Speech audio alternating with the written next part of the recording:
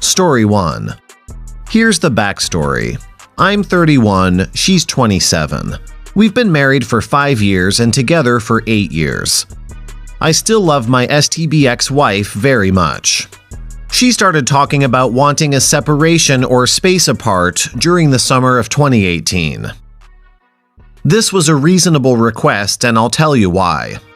We have been in nursing school working towards getting our bachelor's degrees together since 2016. We have lived in a studio apartment together since 2012. Basically, we were together 24/7, doing everything together nearly all the time. There were some exceptions to this. One of us would go do our own thing, but that was very few and far between. In any case, the first time that she brought up needing space, we talked about it, and her only option to stay somewhere else was her parents' house. She does not feel comfortable there and didn't like that idea. Next, we talked about marriage counseling. We found out that marriage counseling is really expensive and is way out of our student budget. She told me some of the issues between us that were bothering her back then. We had little discussions about disagreements too often. Both of us would get hung up on the small things. She said that I was controlling and gave me 3 examples. I told her when she could and could not buy things. She always felt like she needed my permission. The second was that I pushed her too often to go to the gym and eat well. The third was that she felt like I spoke to her like her father, telling her what to do. Well, the first 2 I had trouble with because she always wanted me to control our finances and budget. I had to budget our money so that we would have enough to get us through school from 2016 to 2019 summer. As far as the gym thing, she asked me specifically to push her and motivate her to be healthier. When I asked her about these 2 points, she said that I did too much. Now, talking to her like her father, well, I am guilty of that. I thought that I knew better and did not allow her enough autonomy. I wasn't crazy about telling her what to do, but I can see that I did it often enough to cause issues. Being together and doing literally everything together is really tough. The marriage. We were very happy. She told me and everyone else that she loved me more than anything, that she was happy, and she told people about our plans for the future. She would draw happy pictures of us doing things in the present and future. Our sex life was great. She told me that I gave her the best sex she has ever experienced. Other people often called our relationship their goals. Strangers would pay our bill at bars and restaurants. This has happened 3 times. Together, we worked as a team to go from poor backgrounds to getting our lives together. We motivated each other to be better. We both graduate from nursing school in May 2019. Once we graduate, we will have much more time apart, aka space. We will have separate experiences to talk about instead of shared experiences. We will have plenty of money to go out and do the things we enjoy and have been lacking. We won't be so burdened with stress from school, financial issues, and being together all the time. We would regain our individuality. The near present. The real trouble started at the end of December 2018. She has been trying to make new close friends, but her attempts were not successful. She doesn't talk to her old friends due to burned bridges and issues. She asked me if she could reach out to her abusive ex-boyfriend. Reasons included were that they had a good friendship before they dated, and he was the only person from her past that was willing to be friends with her. Naturally, I said no, that's a bad idea. She did it anyway, telling me that I have to let her make her own decisions.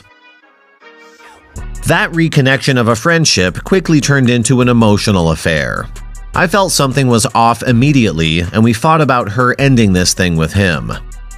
Well, 3 weeks later, near the end of January, she told me that she was separating and moving in with her parents to give us space. She said that she had fallen out of love with me and that she wanted to figure herself out. I was devastated. She left that same day with a lot of her clothes.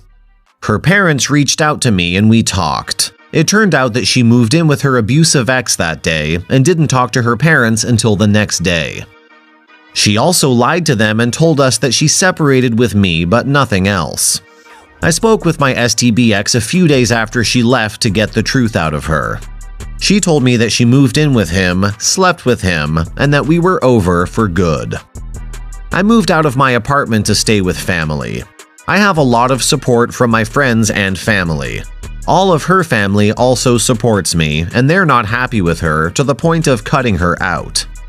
Her past relationship with this abusive ex-boyfriend has caused her emotional and physical trauma, once leading to a hospital visit.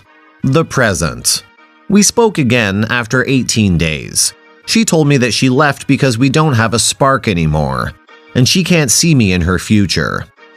She told me that our relationship was perfect on paper and that I treated her very well, but she now says she was not in love with me for 2 whole years.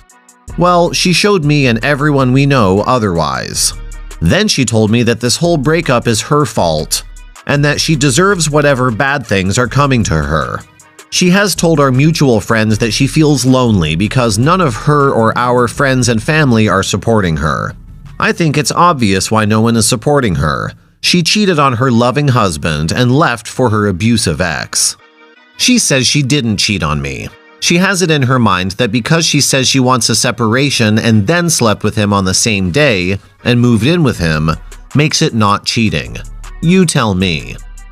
She says she loves him and is happy. The future. I'm experiencing PTSD, anxiety, and panic attacks. I trusted her and gave her my entire heart. I wish that we could have worked these issues out earlier if she had just told me what they were and how serious they were. I wish we could fix it now, but I know that it isn't possible. We were so close to accomplishing our goal of getting a degree together and having a great life. Now I have to see her at school and feel heartbroken all over again each time I see her. Adding to the sadness for me is that she was my best friend. Right now, I think that is what I miss the most. Thanks for reading my story. I wrote it as well as I could given the circumstances. If you have any advice for me, please help. Update. Some new information about my WS has come my way that has solidified my decision to move on. The news does hurt my heart, but it is nice at the same time because I can see that there's nothing that I want from my WS any longer. It turns out that the WS has been in love with her abusive ex-boyfriend for 3 years. She does not understand love, but instead mistakes infatuation for love. Additionally, she's been dating her abusive ex-boyfriend AP for at least 1 month longer than she told me. The final blow, however, came for this. She said that since about 3 years ago, WS has looked at me as a way to get her to where she wants to be in life. Such as a stepping stone on a path. Talk about being played. The gaslighting is all too real. There are other details straight out of the cheater script. I brainwashed her and made her behave not as herself. I caused her to be antisocial. I was controlling. The list goes on, and it's almost 100% untrue. It's truly astonishing how closely the cheaters all generally follow the same script. Oh yeah, she also said that I never wanted kids and that I would have been a terrible father. Truth is, I like kids, wanted them, and everyone tells me how great of a father that I would be, including WS. In any case, thank God I had none with her. She has voiced that she understands that she gave up everything she has to be with this abusive boyfriend.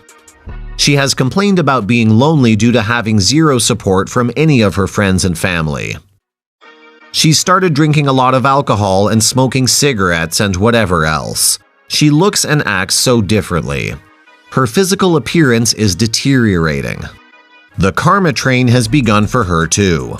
She likely won't be able to graduate college this May as planned because it turns out she's 1 unit short on a required GE art course.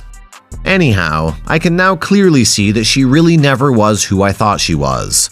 Next time, I will listen to my family when they tell me that the woman I am with may not be all that. So, she got served yesterday. All I got so far was 1 missed call from her. OP, I'm really glad you've decided to let your STBXW go. She sounds very immature. First, she has no old friends due to burned bridges. That's maybe not a red flag, but a definite yellow. Second, she calls you controlling, then goes back to an abusive ex-boyfriend. How does that make sense? In my opinion, she has a problem. Granted, your behavior didn't help, but it certainly didn't cause the problem either. Whether or not she was having an affair before she moved out is almost irrelevant.